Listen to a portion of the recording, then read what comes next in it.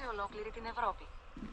Το ανοιχτό μουσείο Διspilio έχει σκοπό να ταξιδέψει τον επισκέπτη στον χρόνο και να παρουσιάσει την εικόνα ενός νεολιθικού χωριού δίπλα στη λίμνη περίπου 7.500 χρόνια πριν. Το ανοιχτό μουσείο Διspilio δημιουργήθηκε το 1997-99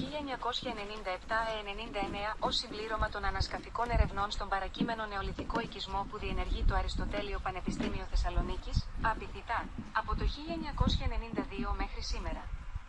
Η ιδέα για ένα ανοιχτό μουσείο ανήκει στον Γ.Χ. Χουρμουζιάδη, καθηγητή του ΑΠΙΘΙΤΑ και διευθυντή της ανασκαφής μέχρι το θάνατό του το 2013.